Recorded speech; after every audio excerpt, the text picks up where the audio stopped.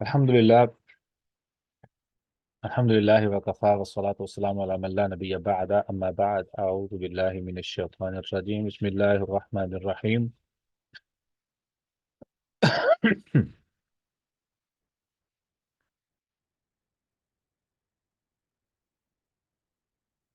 إن الله لا يستحيي أن يضرب مثلا ما بعوضة فما فوقها فأما الذين آمنوا فيعلمون أنه الحق من ربهم وأما الذين كفروا فيقولون ماذا أراد الله بهذا مثلا يضل به كثيرا ويهدي به كثيرا وما يضل به إلا الفاسقين الذين ينقضون عهد الله من بعد ميثاقه ويقطعون ما أمر الله به أن يوصل ويفسدون في الأرض أولئك هم الخاسرون كيف تكفرون بالله وكنتم أمواتا فأحياكم ثم يميتكم ثم يحييكم ثم إليه ترجعون إن الله لا يستحيي أن يضرب مثلا ما بعوضة فما فوقها بے شک اللہ رب العزت لا یستحیی نہیں شرماتے ہچکچاتے ان یضرب کہ وہ بیان کریں مثلا ما کوئی بھی مثال بعوضتاً مچھر کی فما فوقہا یا اس سے اوپر کوئی چیز فأما الذین آمنوا تو وہ لوگ جو ایمان لائے فیعلمون وہ جانتے ہیں انہ الحق من ربہم کہ جو حق ہے وہ ان کے رب کی طرف سے ہے وَأَمَّا الَّذِينَ كَفَرُوا اور وہ لوگ جنہوں نے کفر کیا فَيَقُولُونَ تو وہ کہتے ہیں ماذا اراد اللہ بہذا مثلا اللہ رب العزت اس مثال سے کیا چاہتے ہیں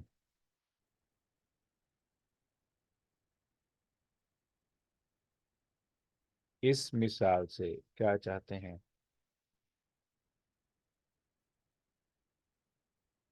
یضل به کثیرا وہ گمراہ کرتا ہے اس کے ذریعے کثیرا بہت سے لوگوں کو وَيَهْدِي بِهِ كَثِيرًا اور وہ ہدایت دیتا ہے اس کے ذریعے بہت سے لوگوں کو وَمَا يُضِلُّ بِهِ إِلَّا الْفَاسِقِينَ اور وہ نہیں گمراہ کرتا اس کے ذریعے سوائے ان لوگوں کے جو فاسق ہیں اب لفظ چونکہ فاسق استعمال ہوا ہے تو اللہ رب العزت نے کچھ علامات بیان کی ہیں فاسق وہ لوگ ہیں الذین وہ لوگ ینقضون جو توڑتے ہیں اس کی مزید ہم وضاحت کرتے ہیں کہ نقد جو لفظ ہے یہ کہاں سے آیا ہے عہد اللہ اللہ کے عہد کو من بعد میثاقہ اس کو مضبوط کرنے کے بعد وَيَقْطَعُونَ اور وہ کاٹتے ہیں ما امر اللہ جو حکم دیا اللہ نے بِهِ أَن يُوصَلَ جس کے بارے میں اللہ نے حکم دیا کہ اس کو جوڑا جائے أَن يُوصَلَ کہ اسے جوڑا جائے یہ لفظ وہی ہے جو کل ہم بات کر رہے تھے صلاح کے بارے میں یہیں سے لفظ جو ہے یوصلہ ہے جس کا مطلب ہوتا ہے اسے جوڑا جائے وَيُفْسِدُونَ اور وہ فساد کرتے ہیں فی الارض زمین میں اولئک هم الخاسرون یہی لوگ ہیں جو خسارہ پانے والے ہیں کیف کیسے تکفرون تم کفر کر سکتے ہو باللہ اللہ کا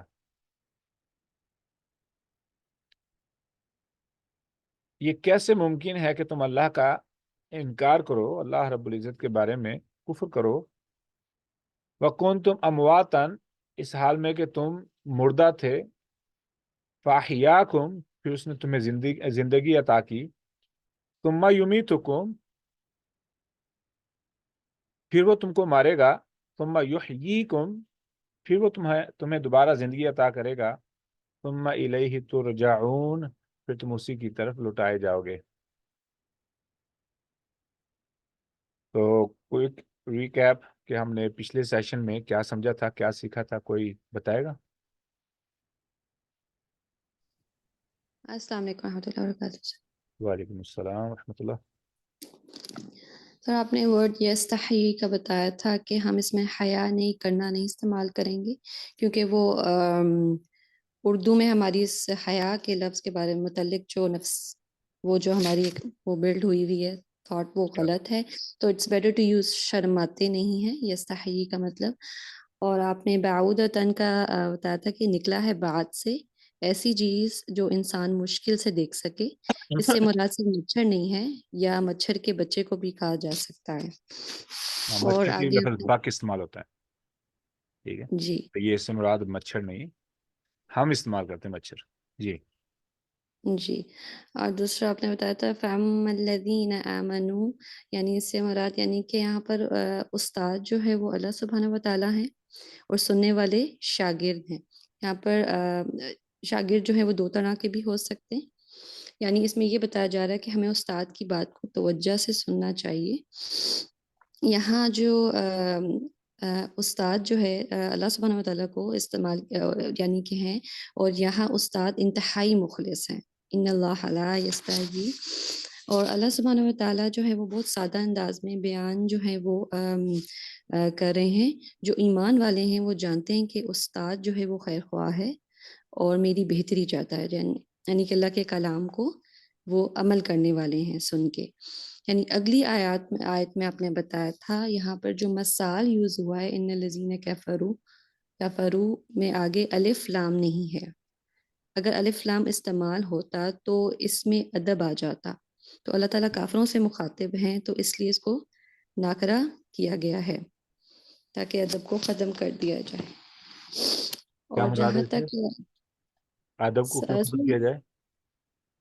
الف لام یہاں پر نہیں ہے ہاں جی، تاکہ اس میں ادب نہ آئے، کیونکہ اللہ تعالیٰ یہاں پر نیکسٹ جو اس میں ہے مخاطب ہے وَأَمَّا الَّذِينَ كَفَرُوا وَيَقُولُونَ، یعنی کہ اس کے آگے ماذا اراد اللہ بہذا مثل، اس میں الف لام اصل میں نہیں استعمال کیا گیا۔ تو آپ نے بتایا تھا نا کہ وہ الف لام سے ادب آ جاتا ہے، اوکے، الف لام المثل۔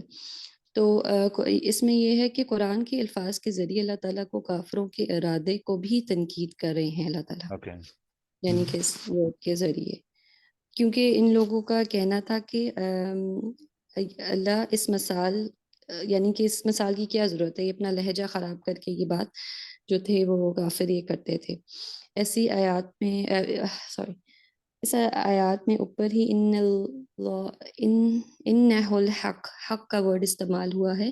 حق کے معنی آپ نے بتائے تھے سچ، مقصد اور حقدار، اور اللہ کے پاس حق ہے وہ جو مرضی مثال دے۔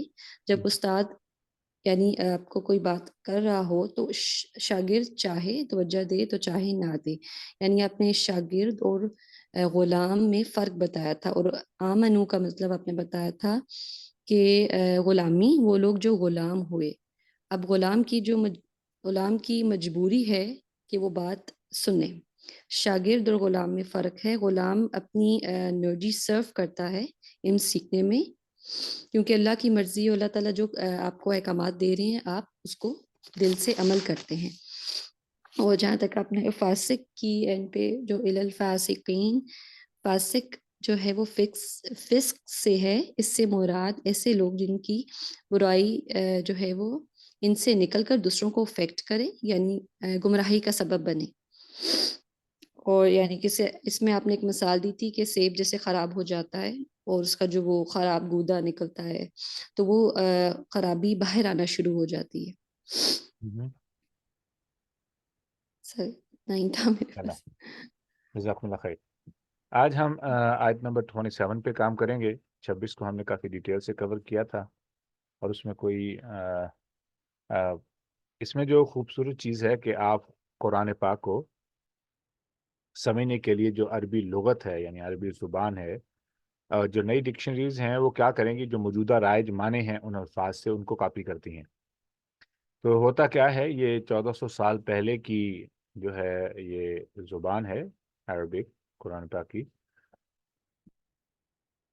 تو اس کو سمجھنے کے لیے ہمیں زیادہ اسٹرگل کرنی پڑتی ہے. ہمیں موجودہ رائج جو معنی ہیں ان کو بھی دیکھنا پڑتا ہے، اور جو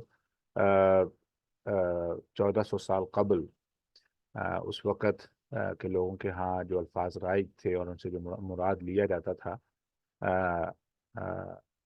مثال کے طور پر میں اس کو سمجھانے کے لیے، آج سے اگر 50 سال پہلے لفظ کول بولا جائے گا تو لوگ سمجھیں گے کہ اس کا معنی ہے ٹھنڈا. ٹھیک ہے، ٹھنڈا. لیکن آج آپ بات کرتے ہوئے کہتے ہیں کہ مثال کے طور پر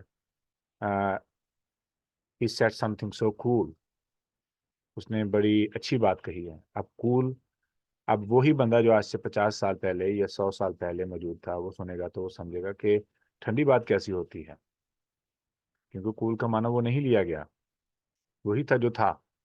لیکن اب ٹرینڈز کے حساب سے وہ الفاظ وہی الفاظ ہیں لیکن معنی ٹوٹلی مختلف ہیں، اور اس کا جو امپیکٹ ہے وہ بھی ڈیفرنٹ پڑ رہا ہے. ٹھیک ہے، بہت سے ایسے الفاظ ہیں جن کو مثال کے طور پہ استعمال کیا جا سکتا ہے، لیکن جو پوائنٹ ہے وہ آپ کو سمجھ آ گیا ہوگا کہ ہاں وہ جو عربی زبان ہم سمجھنے کی کوشش کرتے ہیں ڈکشنریز کے حساب سے، یا موجودہ جو ترجمے رائج ہیں ان میں جو الفاظ کا استعمال کیا گیا ہے وہ زیادہ تر موجودہ معنی ہیں، لیکن اس کا امپیکٹ کیا پڑ سکتا ہے، کتنا اس کا نقصان ہو سکتا ہے، کتنے معنی جو ہے نا وہ یا کتنی حکمتوں سے انسان محروم رہ سکتا ہے، اس کا اندازہ تب ہی ہوگا جب انسان خود عربی زبان کو سمجھے اور اس حساب سے دیکھے کہ یہ کتنا فرق آ رہا ہے. ٹھیک ہے، آگے آیت ہے الذین ینقضون عہد اللہ من بعد میثاقہ ویقطعون ما امر اللہ بہ ان یوصل ویفسدون فی الارض اولئک هم الخاسرون. اچھا، اب جب ہم اس چیز کو دیکھتے ہیں تو ہمیں ایک بات کا اندازہ ہوتا ہے کہ اللہ رب العزت فاسقوں کی بات کر رہے ہیں. ٹھیک ہے، تو فاسق سے ہم نے ایک بات یہ سمجھی تھی کہ فاسق وہ ہوتا ہے، فاسق وہ شخص ہوتا ہے جس کی برائی ایکسپوز ہو جائے، جس کی برائی ایکسپوز ہو جائے، لوگوں کو اس کے بارے میں پتہ چل جائے کہ یہ بندہ کتنا اپنے آپ کو نفیس ظاہر کرتا ہے یا کس حد تک یہ بندہ غلیظ ہے. ٹھیک ہے، ایک تو یہ بات تھی. اب کچھ اور علامات ہیں جو اللہ رب العزت نے استعمال کی ہیں سمجھانے کے لیے. سب سے پہلے اللہ رب العزت نے استعمال کیے الذین ینقضون عہد اللہ، وہ لوگ جو، یہ جو لفظ ہے نقد، نون قاف بعد، نون قاف بعد، اصل میں یہ معنی اس کا مطلب توڑنا نہیں ہے، توڑنا نہیں ہے. اس کا جو اصل معنی ہے وہ ہے بندھی ہوئی رسی کو کھولنا، بندھی ہوئی رسی کو کھولنا. وہ کیسے؟ اللہ رب العزت نے قرآن پاک میں ایک اور جگہ پہ فرمایا ہے ام ابرموا امرا فإنا مبرمون، ام ابرموا امرا فإنا مبرمون. اب یہ اس کا معنی یہ بنتا ہے کیا انہوں نے گرہ لگا دی ہے، ام ابرموا، کیا انہوں نے گرہ لگا دی ہے؟ اگر انہوں نے گرہ لگا دی ہے فإنا مبرمون، تو ہم بھی گرہ لگانے والے ہیں. اب یہ کس چیز کے بارے میں بات ہو رہی ہے؟ اب میں نقض کو سمجھانے کے لیے یہ بات کرنے والا ہوں. جدید دور میں ہم جب کنسٹرکشن کی بات کریں گے، تعمیر کی بات کریں گے، تو ہمارے ذہن میں ایک لفظ آئے گا کیا، یا جو آئیڈیا آئے گا وہ کیا ہے؟ اینٹوں کے ساتھ گھر کو بنانا، اینٹوں کے ساتھ. تو ہمارے ذہن میں امریکہ یا یورپین کنٹریز کے اندر ہو سکتا ہے ہمیں وہ لکڑی سے بنا ہوا سٹرکچر نظر آئے، ہمارے ذہن میں تصویر بنے. کب؟ جب لفظ تعمیر کی بات آئے. لیکن جب ہم بات کرتے ہیں قرآن پاک کی، تو قرآن پاک میں جب لفظ تعمیر استعمال ہوتا ہے تو اس سے مراد وہ نہیں ہے. اس سے مراد کیا ہے؟ قرآن پاک میں تعمیر کی جب ہم بات کریں گے یا توڑنے کی بات کریں گے، یعنی بنی عمارت کو گرانا کی بات کریں گے، تو اس وقت کیا تھا؟ لوگ خیمے بناتے تھے. خیمے بنانے کے لیے کیا کرتے تھے؟ وہ دو لکڑی کے جو ہے نا وہ لاگز لے کے یا کیا نام ہے، بڑے بڑے مضبوط لمبے ٹہنے لے کر کے ان کو آپس میں رکھ کے ان کو باندھا جاتا. کیا وہ گرا عارضی تو وقت کے لیے باندھی جاتی تھی؟ ہرگز نہیں. کیا اس کا یہ مقصد ہوتا تھا کہ یہ دونوں چیزوں کو مضبوطی سے باندھ دے؟ جی. کیا اس کا یہ مقصد ہوتا تھا کہ وہ جو گرا باندھی گئی ہے وہ بہت لمبے وقت کے لیے ہو، گزارا نہ کرے، بلکہ سوری مضبوطی سے بندھی رہے ایک لمبے عرصے تک؟ جی یہی مقصد ہوتا تھا. تو تعمیر کا مطلب یہ ہوتا تھا کہ دو بڑے ٹہنوں کو لے کر کے آپس میں باندھا جائے. اور باندھتے ہوئے جو رسی استعمال ہوتی ہے، کیا وہ کچی رسی ہو سکتی ہے؟ ہرگز نہیں، مضبوط رسی چاہیے. اب اس رسی کو اس پیلر کے جس طریقے سے بھی اس کو ارد گرد اس کو لپیٹا جاتا ہے، پھر اس کے اوپر گرا لگائی جاتی ہے. اللہ رب العزت نے جو لفظ استعمال کیا ہے ابرمو، اس کا مطلب یہ ہے کہ گرا باندھنے کا وقت آ چکا ہے اور اب وہ گرا باندھ رہے ہیں. کس بات کی گرا باندھ رہے ہیں؟ انہوں نے اپنے آپ کو کفر کے ساتھ باندھ لیا ہے، کفر کے ساتھ. اب ان کے ذہن میں پلان نہیں ہے ایمان کو اختیار کرنے کا، تو استعمال ہو رہا ہے فعل. ابرمو، انہوں نے رسی باندھ لی، گرا باندھی. لیکن جو آگے اسم لفظ آ رہا ہے وہ اسم ہے، انا مبرمون، ہم بھی گرا باندھنے والے ہیں. اب پہلے ہے فعل، اس کے بعد ہے اسم. اس کا فرق کیا ہے؟ ایک شخص تھا، اس کو اسلام کے بارے میں سمجھایا گیا، اسلام کا پیغام اس تک پہنچا، اس نے اسلام کے پیغام کو سننے کے بعد، سمجھنے کے بعد انکار کر دیا. دنیا میں ایسا مگن ہوا کہ اس کے ذہن میں اسلام کا تصور ہی ختم ہو گیا، اسے پرواہ ہی نہیں ہے. یا وہ اس حد تک ہٹ درم بن چکا ہے کہ اس نے ڈیسائیڈ کر لیا کہ ہی نیور گنا ایکسپٹ اسلام، نیور گنا ری تھنک، دوبارہ بھی سوچے گا نہیں کہ وہ کبھی چینج ہو سکتا ہے. اب اس نے اپنے آپ کو لاک کر لیا، باندھ لیا ہے. کس کے ساتھ؟ کفر کے ساتھ. اللہ رب العزت کا ابرم، اب انہوں نے گرا باندھ لیا. لیکن چونکہ فعل استعمال ہو رہا ہے تو فعل عارضی ہوتا ہے، وقت آئے گا ایک دن یہ اس گرا کو کھولنے کی کوشش کریں گے. کب؟ کوئی بتائے گا کب یہ گرا کھولنے کی کوشش کریں گے؟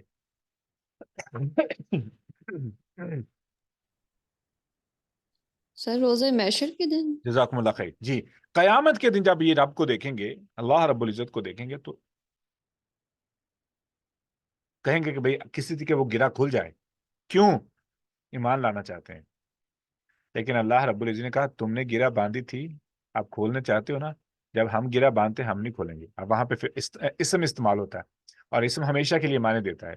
انا مبرمون، ہم گرا باندھنے والے ہیں. اب اس کے لیے وقت نہیں ہے، ہمیشہ رہے گی. یعنی تم نے کفر کے ساتھ گرا باندھی تھی تو ہم نے آپ کے دلوں پہ گرا لگا دی.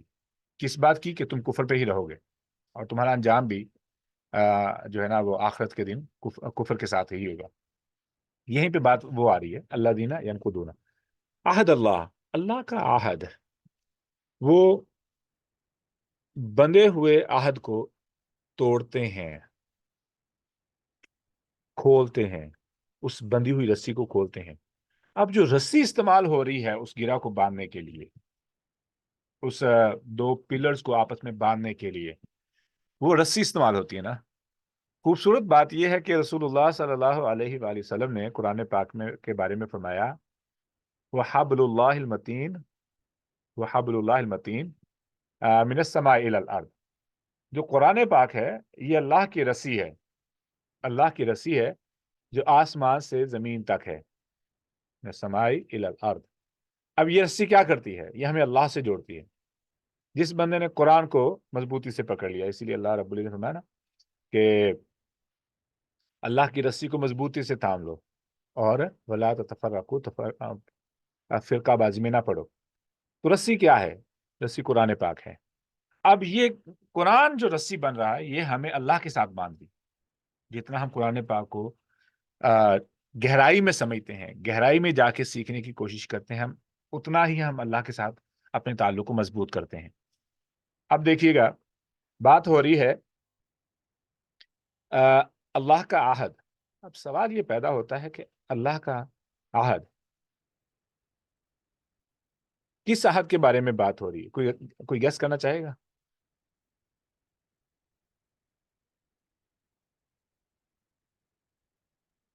سر کافروں کے حوالے سے یا ایمان والوں کے اوور آل حوالے سے؟ کس عہد کے بارے میں بات ہو رہی؟ اللہ دینا وہ لوگ جو جی پختہ کیے ہوئے عہد کو کھولتے ہیں، توڑتے ہیں. جی، کون سے عہد کے بارے میں بات ہو رہی؟ سر ایمان والوں کے لیے تو وہ ہے نا کہ جو بدلہ عطا کیا جائے گا روزہ محشر کے دن. یہ کیا میسج یہ عہد الست کے بارے میں عہد ہے؟ الست، ماشاء اللہ جی، عہد اوکے. الست کی بات ہو رہی ہے. اب الست جزاکم اللہ خیر. اب دیکھنا، ہم نے وہاں پہ اللہ رب العزت سے وعدہ کیا تھا. اب ہم آگے وہ فلسفہ شروع ہونے والا ہے، ٹھیک ہے، کہ وہ حقیقت کیا ہے. ٹھیک ہے، تو اللہ رب العزت اس مضمون کی طرف ہمیں اب لے کے جا رہے ہیں، اور یہ بڑے خوبصورت طریقے سے. یاد رکھ لینا کہ قرآن پاک یہ اشارے دیتا ہے ہمیں. یاد ہے ہم نے لفظ آیت کے بارے میں سمجھا تھا کہ آیت کے معنوں میں سے ایک معنی ہے اشارہ کرنا، دوسرا ہے نشانی، تیسرا ہے سمت. اب آیت کیا کرتی ہے؟ نشانی دکھاتی ہے، اشارہ کرتی ہے، سوری. اشارہ کس کی طرف کرتی ہے؟ سمت ایک ہی ہے، اللہ رب العزت.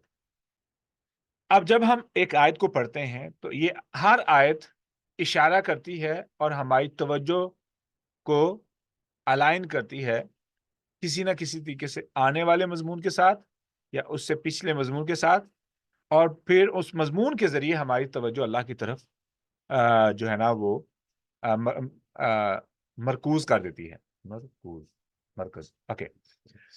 الذین ینقضون عہد اللہ، وہ لوگ جو، اب ینقضون جو فعل استعمال ہو رہا ہے، اور یاد رکھ لینا کہ ہر انسان فطرت اسلامیہ پہ پیدا ہوتا ہے، ہر انسان فطرت اسلامیہ پہ پیدا ہوتا ہے، اور بائی نیچر، بائی ڈیفالٹ، وہ انٹرنلی یعنی اندرونی طور پر، دلی طور پر اور روحانی طور پر وہ اٹریکٹ ہوتا ہے عبادات یعنی اسپرچویلٹی کی طرف.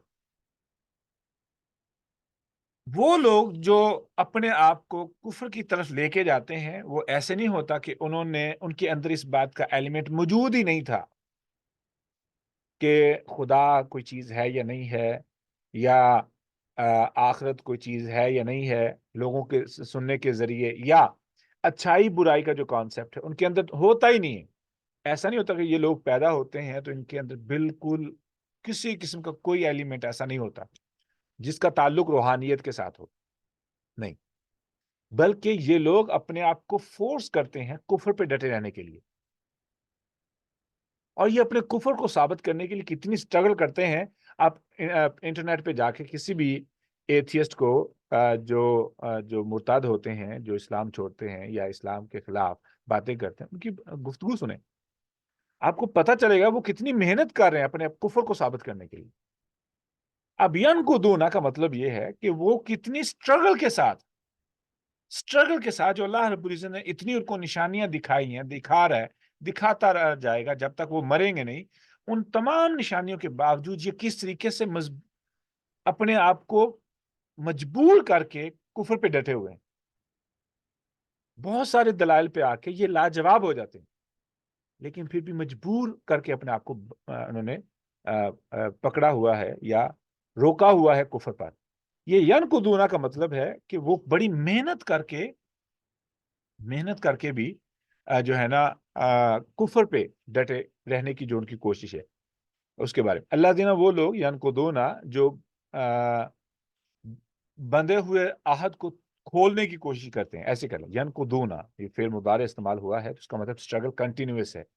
اگر تو ماضی کا فعل استعمال ہوتا تو بات یہ رہتی کہ انہوں نے ایک ہی دفعہ اسٹرگل کی اور وہ کفر ان کے ذہن میں ایمان نہیں بیٹھ سکا تو کفر نے جگہ کر لی، لہٰذا دیٹس اٹ. اب چونکہ ینقضون استعمال ہو رہا ہے، فعل مضارع ہے، تو that mean they are continuously وہ ایفرٹ کر رہے ہیں اس عہد کو جو ان کو یاد اندر سے آواز آتی ہے اس کو ڈکلائن کرنے کے لیے، ریجیکٹ کرنے کے لیے. ہماری فعل ماضی اور فعل مضارع کے بارے میں پیچھے بحث ہو چکی ہے، لیکن میں ریپیٹ کر دوں. مثال کے طور پر اگر میں کہوں کہ بس آ چکی ہے، بس آ چکی ہے، دیٹ مین دیٹ بس از رائٹ.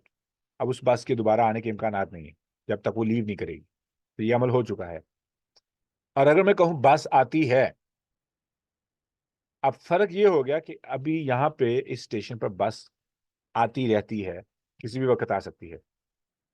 ٹھیک ہے، ایسا نہیں کہ بس آ چکی ہے، بلکہ بس آتی ہے، مطلب آتی رہے گی، ابھی آنے کے امکانات موجود ہیں. ایک چلی جائے گی تو دوسری آ جائے گی، بس ہے نا.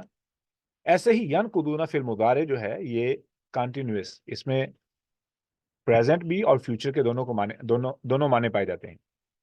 اللہ کے عہد کو، اب اللہ کا عہد جو ہے وہ عہد الست ہے.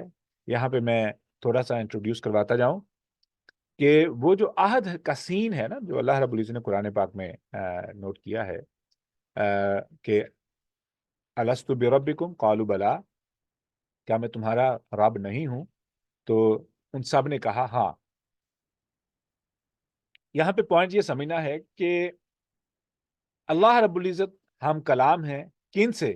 ہم سب سے ہم کلام ہیں. اور جواب کون دے رہے ہیں؟ ہم دے رہے ہیں. تو یہ اشارہ کس بات کی طرف ہے؟ اشارہ ہے کہ ہم اللہ سے ہم کلام ہوئے، ہم لوگ اللہ سے ہم کلام ہوئے. اچھا، کیا یہ ضروری ہے کہ اللہ رب العزت اس سارے وقت کو جو ہمارا اس وقت گزرا ہے اللہ رب العزت کے ساتھ، فرشتوں کے ساتھ، ٹھیک ہے، یہ جنت کے اندر، اس کو یہاں پہ نقل کریں؟ نہیں، اللہ رب العزت کو اس بات کی ضرورت نہیں ہے. اب اس کو ہم آگے جا کے سمجھیں گے اس پوائنٹ کو، لیکن یہاں سے ایک بات کنفرم ہو گئی کہ ہماری اللہ سے ہم کلامی جو ہے وہ اس کی دلیل ملتی ہے. آگے ہے من بعد میثاقہ، اس کو پختہ کرنے کے بعد. یاد رکھ لینا دو پلرز ہیں، دو سٹون تو نہیں کہیں گے، دو لکڑی کے جو لاگز ہیں بڑے بڑے، ٹھیک ہے. آپ ان کو باندھنے کی کوشش کریں، کس لیے کہ اس پہ مکان قائم ہونا ہے، مکان بنانا ہے آپ نے. تو آپ جب رسی باندھتے ہیں تو آپ ڈھیلی رسی نہیں باندھتے، آپ کوشش کرتے اس کو مضبوطی سے باندھیں. میثاقہ ہی کا مطلب اس کو مضبوطی سے ٹائٹ کر کے باندھنا، تاکہ اس کے لوز ہونے کی کسی قسم کی گنجائش باقی نہ رہے. تو اس کے کئی طریقے ہوتے ہیں کہ آپ تھوڑا سا اس کو ہلاتے ہیں، ہلا کے ٹائٹ کرتے ہیں، پھر ہلاتے ہیں، پھر ٹائٹ کرتے ہیں، ہلاتے ہیں، پھر ٹائٹ کرتے ہیں. تو من بعد میثاقہ ہی، اس سے مراد یہ ہے کہ مضبوطی سے جو ہے باندھنے کے بعد. اس کا مطلب کیا ہے؟ اس کا مطلب یہ ہے کہ جب میں اللہ سے ہم کلام ہو رہا تھا اس وقت، تو میرے ذہن میں اس بات کا کوئی شک نہیں تھا کہ رب کون ہے، میرا خالق کون ہے، میرا مالک کون ہے. یعنی ایسے سمجھ لیں کہ باپ اپنے بیٹے سے پوچھے کہ میں آپ کا باپ ہوں نا، اور بیٹا آگے سے کہے جی ابا جی آپ میرے والد محترم ہیں، ٹھیک ہے، محترم، right؟ تو کیا بچے کے ذہن میں کوئی سوال آئے گا کہ یہ ولدیت کیا چیز ہے، میں کیوں، یہ مجھے کیوں کہا جا رہا ہے؟ It will be the boy, the man or we will be certain، ہم کنفرم، یعنی مکمل طور پہ ہمیں پختہ یقین ہوگا جو بات ہم کر رہے ہیں کہ جو رشتہ ہے اس کے بارے میں. یہاں پر اللہ رب العزت اس سرٹن جو ہماری پختگی کہہ لیں، ٹھیک ہے، جو ہمارا جس حد تک ہم سرٹن ہیں، کنفرم ہے کہ جو ہمارا رب ہے، اللہ رب العزت ہمارے رب ہیں، اور ہم نے دنیا میں جا کے اللہ رب العزت کی عبادت کرنی ہے، اس کے بارے میں ہمیں کوئی شک نہیں تھا. من بعد میثاقہ، یعنی یہ اس اعتماد کی اس انتہا کے بارے میں بات ہو رہی ہے کہ جس کے بارے میں ہمیں بھی شک نہیں تھا کہ ہم دنیا میں جا کے کبھی کفر کر سکتے ہیں. ٹھیک ہے. الذین، وہ لوگ، ینقضون، جو اب چونکہ ہمارے لیے ٹرم سمجھ میں آتی ہے، وعدہ توڑنا ہمارے لیے سمجھ لفظ ٹرم استعمال ہوتی ہے، وعدے کو توڑنا، تو میں اسی لیے لفظ توڑنا استعمال کر رہا ہوں. حالانکہ اس کا معنی نقد کا مطلب توڑنا نہیں ہوتا، بلکہ بندھی ہوئی کسی چیز کو کھولنا ہوتا ہے. اچھا، عہد اللہ ہی، اللہ کے عہد کو من بعد میثاقہ ہی، اس کو پختہ کرنے کے بعد، ویقطعون، اور وہ یہاں پہ قطع یہ ہے کاٹنا، قطع تعلقی، کاٹنا، توڑنا کہہ لیں، وہ کاٹتے ہیں ما امر اللہ، جس چیز کا حکم دیا اللہ تعالیٰ نے، ان یوصل، کہ اسے جوڑا جائے۔ اب اس سے کیا مراد ہے؟ یہاں پہ ایک ہمیں اشارہ مل رہا ہے۔ پہلا اشارہ تو تھا کہ ہمارا جو الست عہد الست ہے اس کا انکار کیا جاتا ہے۔ کیسے انکار کرتے ہیں؟ میں انسان ہوں، انسان پیدا ہوا، دنیاوی مشکلات، دنیاوی زندگی نے مجھے بھلا دیا، پھر میرے کان میں یہ آواز پہنچی کہ تمہارا کوئی خالق ہے، تمہارا کوئی مالک ہے، تمہیں واپس آنا چاہیے، تمہیں اپنے رب سے اپنے تعلق کو بحال کرنا چاہیے۔ تو اب یہ جو عہد ہے، یہ جو کلام ہے، یہ مجھے سب کچھ یاد کروانے کی کوشش کرتا ہے، کس طریقے سے کہ مجھے وہ بھولی ہوئی جو میری زندگی سے ایک چیز کم تھی، جو ہمیشہ مجھے تنگ کرتی تھی، اب وہ جو مجھے ملنی شروع ہوئی ہے، اور مجھے لگا کہ جیسے کہ میں کل ہی ایک ویڈیو کو دیکھ رہا تھا، تو ایک بندہ کہہ رہا تھا کہ میں اسلام قبول کرنے کے بعد جب اس سے پوچھا گیا کہ کس وجہ سے تمہیں لگتا ہے کہ تم نے صحیح فیصلہ کیا ہے، اس نے کہا کہ میرے اندر کے جو سوالات تھے، قرآن اور اسلام ان کو صحیح طریقے سے آنسر کرتا ہے، ان کے صحیح جواب دیتا ہے۔ وہ کیا تھا، وہ کون سے سوالات ہیں جن کو قرآن ہینڈل کر رہا ہے؟ وہی کہ میں کہاں سے آیا ہوں، کیوں آیا ہوں، کیا مقصد ہے، کیا کیا کرنا ہے، کس طرف جا رہا ہوں، کس مقصد کے تحت میں نے زندگی گزارنی ہے، ٹھیک ہے، اور کہیں کچھ کیے بغیر نہ مر جاؤں، اپنا نقصان نہ کر دوں۔ یہ ایک عجیب سا خوف، عجیب سا تجسس، عجیب سی کمی ہمیشہ برقرار رہنا، اب وہ تھی ایک جو کمی۔ جب انسان کو وہ پیغام ملے کہ جس پیغام کے ذریعے اس کمی کو پورا کیا جائے اور انسان اس کو اگنور کر دے، یا اپنا لاجک شیطان کے انفلوئنس میں آ کے، شیطان کے پیچھے لگ کر کے اپنی عقل استعمال نہ کرے اور انکار کر دے، تو پھر وہ انسان اپنے آپ کو مصیبت میں ڈال دیتا ہے۔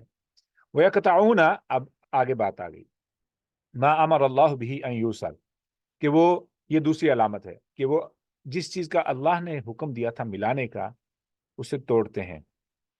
اب اللہ نے کس چیز کو ملانے کا حکم دیا ہے؟ اب اس بات کو سمجھیے گا۔ کچھ رشتے ہیں جو ہم ڈیسائیڈ کرتے ہیں، جو ہم ڈیسائیڈ کرتے ہیں ہم ان کو توڑ سکتے ہیں۔ مثال کے طور پر طلاق ہے، دوستی ہے، لیکن کچھ ایسے رشتے ہیں جو اللہ نے ڈیسائیڈ کیے ہیں، ہم جو مرضی کر لیں نہیں توڑ سکتے۔ باپ کون ہوگا، ماں کون ہوگی، بیٹا کیسا ہوگا، بیٹی کیسی ہوگی، بہن کیسی ہوگی، بھائی کیسی ہوگا، ٹھیک ہے، ہم نہیں ڈیسائیڈ کر سکتے۔ انکل کیسا ہوگا، پھوپھو کیسی ہوگی، خالہ کیسی ہوگی، دادا دادی کیسی ہوں گی، ہم نہیں ڈیسائیڈ کرتے، یہ اللہ ڈیسائیڈ کرتے ہیں۔ جو اللہ نے ڈیسائیڈ کیا ہے ہمارے لیے مجبوری ہے۔ کیوں؟ اس بات کو سمجھیے گا، کیونکہ ہم نے اگلی آیت میں مزید تفصیل میں جانا ہے۔ یہ رشتے وہ ہیں جو اللہ نے ڈیسائیڈ کیے ہیں۔ کیسے ڈیسائیڈ کیے ہیں؟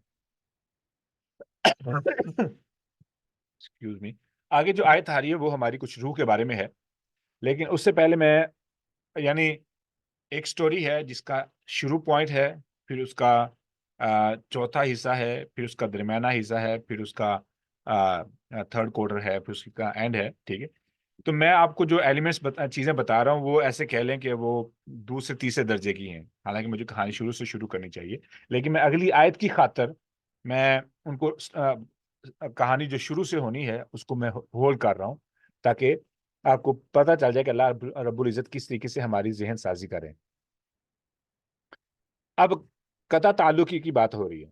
جب اللہ رب العزت نے رشتہ ہی، لفظ رشتہ یعنی رحم پیدا کیا، رشتہ پیدا کیا، ٹھیک ہے، تو رحم نے اللہ رب العزت سے شکایت کی کہ یا اللہ، تو نے مجھے پیدا کیا ہے تو لوگ مجھے توڑیں گے۔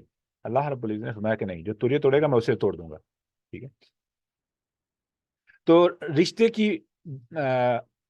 کتنی اہمیت ہے، کتنی فوقیت ہے، اس کو سمجھنے کے لیے وَأُولُو الْأَرْحَامِ بَعْضُهُمْ أَوْلَىٰ بِبَعْضٍ، کہ دنیا کے تمام رشتوں ناتوں سے جو افضل ترین رشتے ہیں وہ رشتے ہیں جو آپ کے خونی رشتے ہیں، اولو الارحام ہیں۔ وَأُولُو الْأَرْحَامِ بَعْضُهُمْ أَوْلَىٰ بِبَعْضٍ، جو خونی رشتے ہیں یہ سب سے زیادہ اولا ہیں، افضل ہیں باقی تمام رشتوں پر. اور ہم نے کیا کیا ہوا ہے؟ بھائی سے زیادہ عزیز دوست، بہن سے زیادہ دوست سہیلیاں، عزیز سہیلیاں، والدین سے عزیز دوست. تو وہ ایک سسٹم خراب ہوتا ہے. اس کو سمجھنے کے لیے مزید میں ایک اور بات کرتا ہوں. اب چونکہ یہ رشتے اللہ نے ڈیسائیڈ کیے ہیں، یاد رکھ لینا روح کا آپس میں کوئی رشتہ نہیں ہے، روح کا آپس میں کوئی تعلق نہیں. بعض دفعہ روح بہت عجیب سی ہوتی ہے، بڑی سٹرینج ہوتی ہے.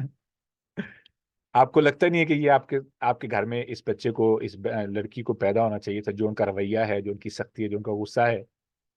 لیکن آپ سوچتے ہیں کہ یہ ہوا کیا، مجھے کیوں اتنا غصہ آتا ہے، باقی لوگ کیوں اتنے نرم مزاج ہیں، باقی لوگوں کو غصہ کیوں نہیں آتا، میں ہی چیزیں کیوں توڑتا ہوں یا توڑتی ہوں، باقی لوگ کیوں نہیں ایسا کرتے. تو سمجھ لینا چاہیے کہ اللہ رب العزت نے اس گھر کے اندر کچھ افراد ایسے تھے جو آپ کی روح کو اور آپ کے مزاج کو ہینڈل کر سکتے تھے، اس لیے اللہ رب العزت نے آپ کو اس گھر میں پیدا کیا. یا اس گھر میں کچھ ایسی کمیاں ہیں، اس خاندان کے اندر، اس ماحول کے اندر کچھ ایسی کمیاں ہیں جو صرف آپ ہی جا کر کے ٹھیک کر سکتے ہیں، اس لیے اللہ رب العزت نے آپ کا اس گھر کے اندر انتخاب کیا. اب آپ نے دیکھنا ہے کہ کون سی ایسی چیز ہے جو آپ کو بہت زیادہ تنگ کرتی ہے، پریشان کرتی ہے، بادر کرتی ہے، آپ اس کو فکس کرنا چاہتے ہیں. آپ نے دیکھنا ہے. ایک بیماری جو ہے نا،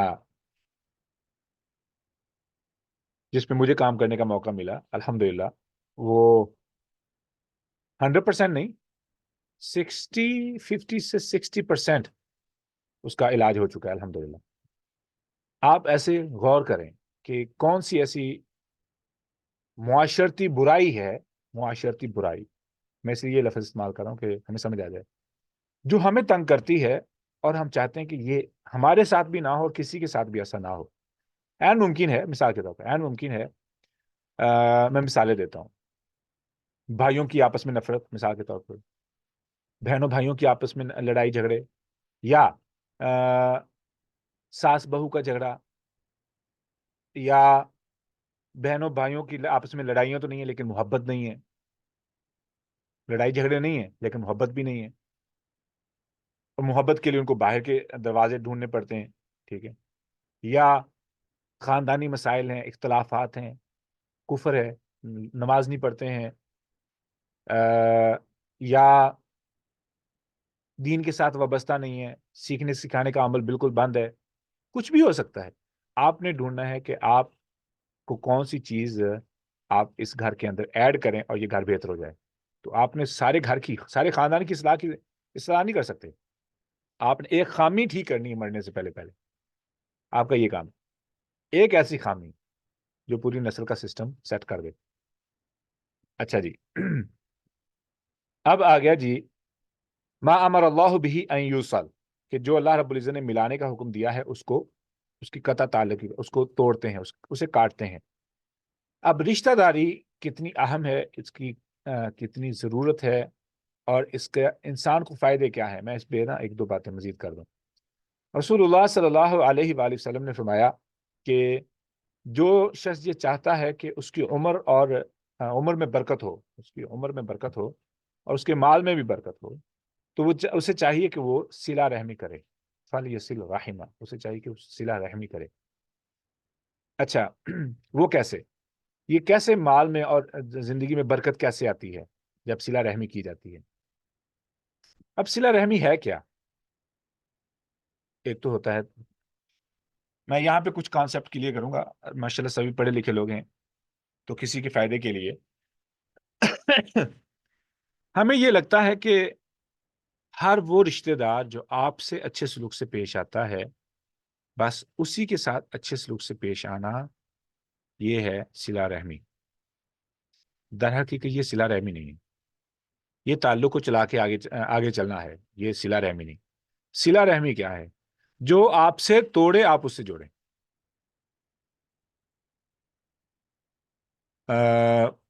کسی بھی طریقے سے کچھ بھی کرنا پڑے، پہل آپ ہی کریں گے تو آپ ہی کا فائدہ ہے. رسول اللہ صلی اللہ علیہ وسلم نے فرمایا کہ وہ دو لوگ جو آپس میں لڑتے ہیں ان میں سے بہتر وہ ہے جو سلام میں پہل کرے.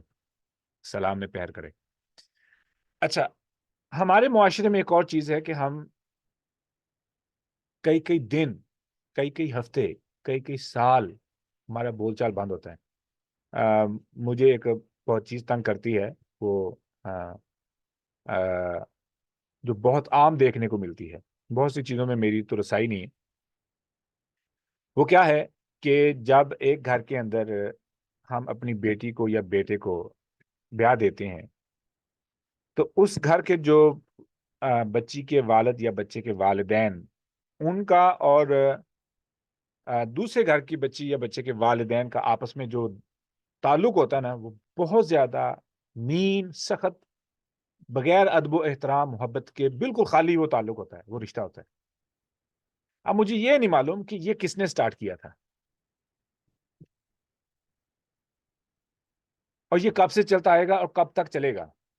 ہونا یہ چاہیے تھا کہ جس گھر سے بچی کو یا بچے کو بیاہ کر کے گھر میں جن کے ساتھ یہ تعلق قائم کیا گیا، یہ رشتہ قائم کیا گیا ہے، اس گھر کے سربراہان آپس میں تعلق کی مثال بنے.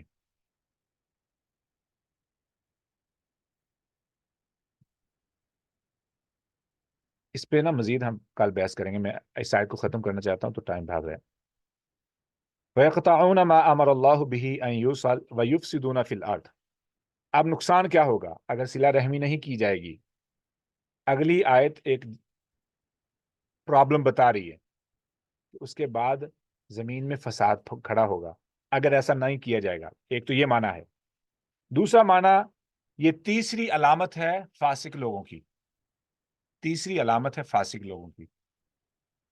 جو پہلا معنی میں نے بتایا ہے کہ اللہ رب العزت نے فرمایا کہ جب تم قطع تعلق ہی کرو گے تو کیا ہوگا کہ یہ زمین میں فساد کا سبب بنے گی. وَيُفْسِدُونَ فِي الْأَرْضِ. زمین میں فساد کھڑا کرتے ہیں وہ لوگ جو قطع تعلق ہی کرتے ہیں.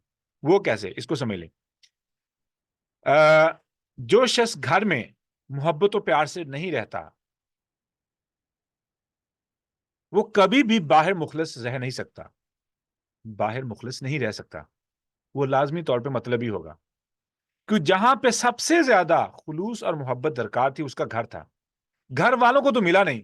اب کون سا ایسا شخص ہے جو ان سے یہ چیز حاصل کر سکتا ہے؟ اسی لیے رسول اللہ صلی اللہ علیہ وسلم نے فرمایا کہ تم میں سے بہتر وہ ہے جو اپنے گھر والوں سے بہتر ہو، اور میں سب سے زیادہ بہتر اپنے گھر والوں سے ہوں. اب کس اینگل سے؟ ہر لحاظ سے. سب سے زیادہ عمدہ اخلاق جو پریکٹس ہوتا تھا وہ رسول اللہ صلی اللہ علیہ وسلم اپنے گھر میں کرتے تھے. جو اب چونکہ ہم سمجھتے ہیں اس چیز کو، جو رویہ ہم اپنے دوستوں کے دوست یا دوستوں کے والدین کے ساتھ اختیار کرتے ہیں، یا کیا بولوں، یہی سمجھ لیں، وہ دراصل حق تھا گھر کے افراد کا. وہ گھر کے افراد کا حق تھا. بیوی اور خاوند اس سلوک کے حقدار تھے. ماں اور باپ اس سلوک کے حقدار تھے. بہنیں اور بھائی اس سلوک کے حقدار تھے. وہ کہے، وہ مذاق، وہ کھانا پینا، وہ اٹھنا بیٹھنا، وہ دعوتوں پہ جانا، وہ مختلف جگہوں پہ سیر و تفریح کے لیے جانا، یہ سب سے پہلے حق تھا گھر والوں کا. لیکن ہم نے اس کو برعکس کر دیا. بیوی کے ساتھ جانے پہ عجیب سی فیلنگ آتی ہے، دوستوں کے ساتھ جانے سے لطف آتا ہے. تو پھر یہ بیماریاں کیا ہوگا؟ وَيُفْسِدُونَ فِي الْأَرْضِ. ایسے لوگ فساد کا باعث بنیں گے، فساد کرتے ہیں. اور فاسقین کی علامت کیا ہے کہ وہ کفر تو کرتے ہی ہیں، جیسے میں نے پہلے بتایا، وہ لوگوں کو بھی کنونس کرتے ہیں کفر پر، جو کہ فساد کا باعث بنتا ہے. ابھی جو مثال کے طور پہ فلسطین کا معاملہ چل رہا ہے، ایک طرف ہے جو لوگ جینوسائیڈ کے خلاف کھڑے ہیں، کہہ رہے ہیں کہ جینوسائیڈ نہیں ہونے چاہیے، بچوں کا قتل نہیں ہونا چاہیے. اور دوسری طرف ہیں وہ کہتے ہیں کہ بھئی اور مارو جتنے مار سکتے ہو. تو یہ پھر فساد کرنا ان کے لیے معنی نہیں رکھتا. اور اوپر سے پھر وہی لیکچر دیتے ہیں کھڑے ہو کے، بھئی ہم تو جو ہے نا مصلحون ہیں، ہم اصلاح کرنے والے ہیں. وَإِذَا قِيلَ لَهُمْ لَا تُفْسِدُوا فِي الْأَرْضِ قَالُوا إِنَّمَا نَحْنُ مُصْلِحُونَ. ہم تو پیس میکرز ہیں، ہم تو پیس میکرز ہیں. بچوں کو قتل کر کے پیس میک کس قسم کا پیس میکر ہو رہا ہے؟ آگے آ گیا جی اولئک هم الخاسرون، یہی لوگ ہیں جو خسارہ پانے والے ہیں. اب اس سے مراد دو قسم کا خسارہ ہے. ایک تو دنیا کا خسارہ ہے. دنیا کے خسارے کی پھر آگے اقسام ہے. سب سے پہلا جو انسان خسارہ پاتا ہے کفر کرنے کے بعد، وہ کوئی گیس کرے گا اس سے پہلے میں بتاؤں کہ کس قسم کا خسارہ انسان کو سامنا کرنا پڑتا ہے کفر کے بعد؟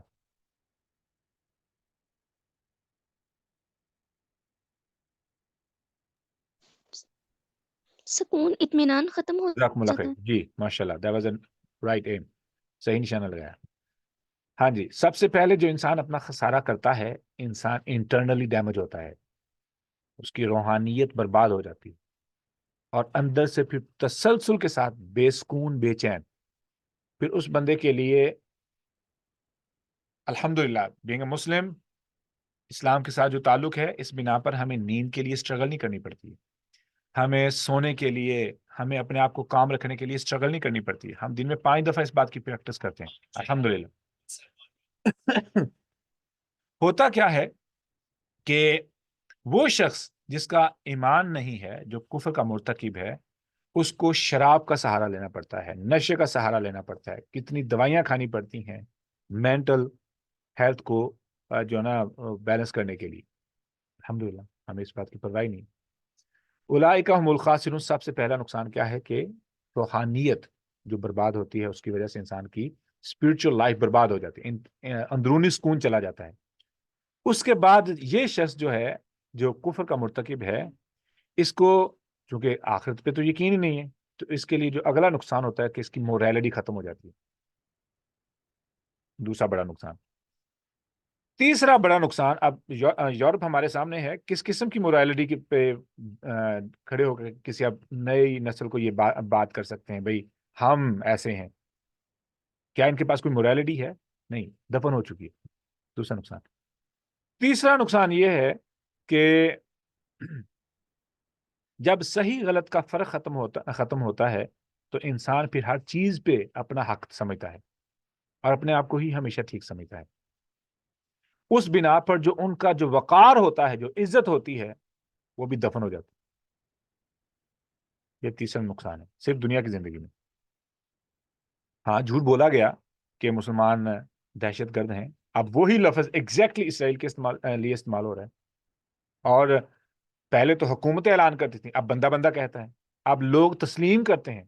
لوگوں نے مسلمانوں کے خلاف جو جھوٹ تھا وہ اتنا تسلیم نہیں کیا جتنا اسرائیل کے بارے میں لوگوں نے اس سچ کو تسلیم کیا کہ یہ فیکٹ ہے کہ اسرائیل ایک حرام زادہ بچہ ہے، ٹھیک ہے، یورپ کا، اور مولود حرام کہہ لیں، ٹھیک ہے. اور یہیں پہ بس نہیں، یہی حقیقت میں پرابلم ہے مڈل ایسٹ کی. دنیا نے تسلیم کر لیا، دنیا نے دیکھ لیا بچوں کے ساتھ جو ان کا رویہ ہے، جس طریقے سے وہ جھوٹ بولتے ہیں. آگے جی اولئک هم الخاسرون. اب آپ بات آ گئی آخرت کی، قیامت کی. تو قیامت کے دن خسارہ کیا ہوگا؟ وہ تو ہمیں پتا ہے کہ اللہ رب العزت کے ہاں فمن زحزح عن النار وادخل الجنة فقد فاز. جو بندہ آگ سے بچا لیا گیا، آگ سے بچا لیا گیا اور اسے جنت میسر آ گئی، وہ جنت میں داخل ہو گیا، یہی در حقیقت کامیاب شخص ہے. دنیا کی فراوانی، کثرت، یہ کامیابی نہیں ہے. آگے آیت ہے کیف تکفرون باللہ وکنتم امواتا. اس کے بارے میں ہم کل بات کریں گے، اور رشتہ داری کے بارے میں بھی کچھ اہم چیزیں جو ہیں وہ کل کور کریں، کیونکہ مضمون بہت پیارا ہے. تو رشتہ داری کے بارے میں ہم مزید کل ڈیٹیل میں بات کریں گے. یہاں تک کچھ سوال؟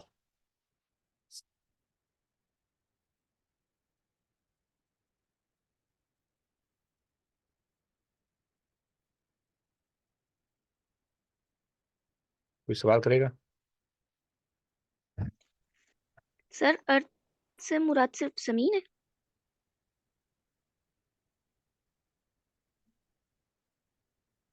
ارض سے مراد تو زمین ہے، یہی زمین مراد ہے. جی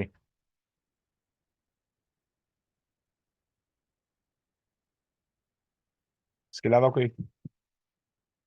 یہاں تک آج کے لیے جو سنا ہے، جو سنایا ہے، صحیح بات پر اللہ رب العزت ہمیں عمل کی توفیق عطا فرمائے، غلط بات کے شر سے مجھے بھی اور آپ لوگوں کو بھی اللہ تعالیٰ محفوظ فرمائے۔ سبحانک اللہم ربنا و بحمدک، اشہد ان لا الہ الا انت، استغفرک و اتوب الیک۔ السلام علیکم ورحمۃ اللہ وبرکاتہ۔